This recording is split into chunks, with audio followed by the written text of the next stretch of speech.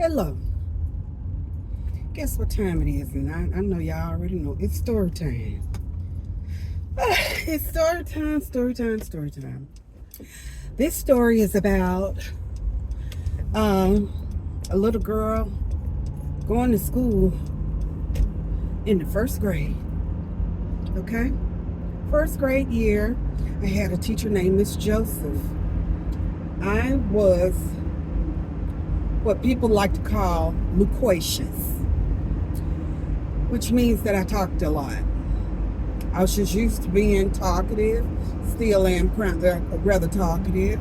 But as a first grader, I'm sure it really was a problem. So, my first grade teacher, Miss Joseph, really had an issue with the fact that I was very talkative. I wasn't disrespectful. One thing about me, other people knew how to whisper. I didn't.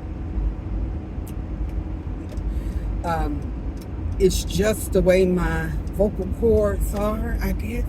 But anyway, never learned to whisper. So even though I was talking to somebody and not just talking to myself, I was the one that always got in trouble. Okay? So, in first grade, I don't know if it's still that way, but in first grade, you had a bathroom and you had a coat closet. No, you had cubbies. So you had a place to put the coats in your backpack or your book bag or whatever they called them at that point. I don't think that we had backpacks back then. I think they were book bags. And also, we had a closet that had a broom and a mop and things of that nature. Even though we had, the janitors and everything at the school, we still had that situation, I guess, because with first graders, you probably have a whole lot of accidents. Okay, so,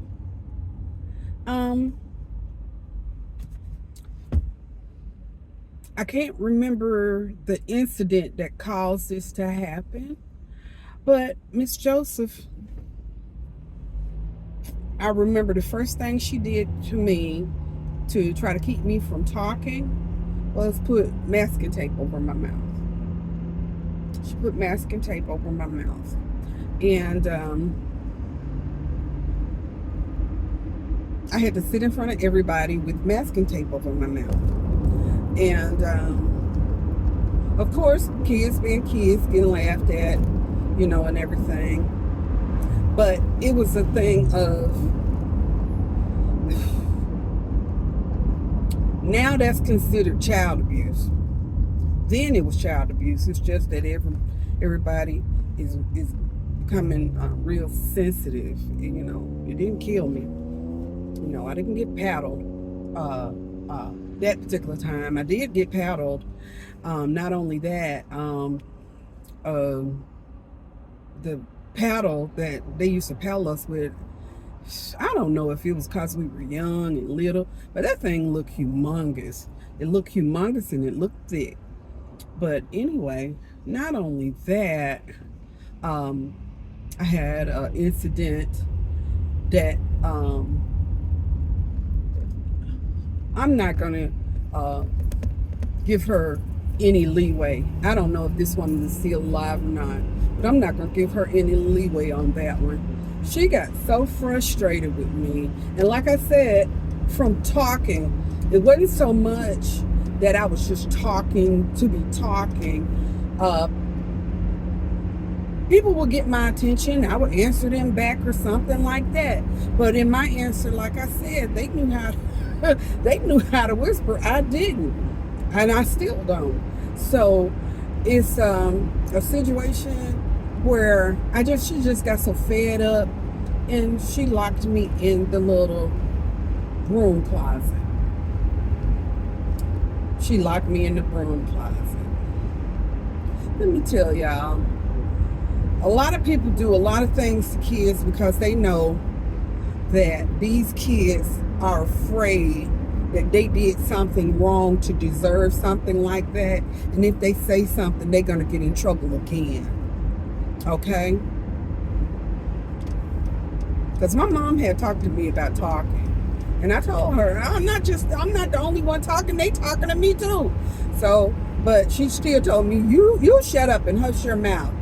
And the phrase shut up was a bad word in my family. You didn't tell nobody to shut up. Okay? So, when Miss Joseph did that to me, I really was afraid to say anything. I don't think I told my mom anything about it. And she got away with that. I don't know how long I was in there, but to this day, I have issues with closed spaces. I have issues with closed spaces. And I don't know if I would have had that anyway, because some people just have issues with stuff anyway, but all I know is because of that incident, I have issues. I'm not going to claim claustrophobia. Sometimes you have to be very careful what you say out of your mouth. And I don't claim being claustrophobic, but I do have issues with closed spaces. I don't know, like I said, what happened to that lady.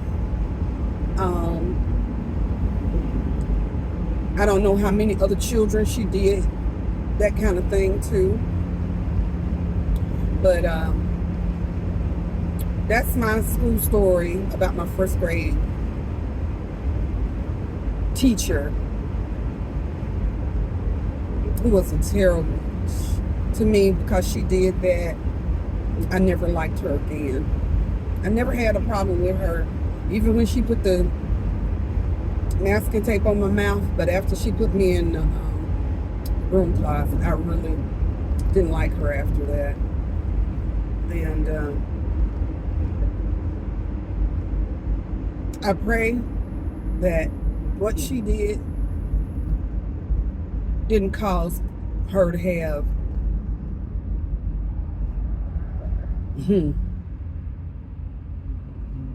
I pray that what she did, like I said, she didn't do to other kids, and that what she did to me didn't cause God to deal with her in a way that nobody would want to be dealt with.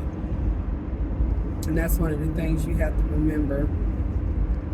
The things that you do are going to come back to you in some way, form, or fashion, even if it's not in the way that you done it to somebody else. Give God the glory in all that you do in His way and in His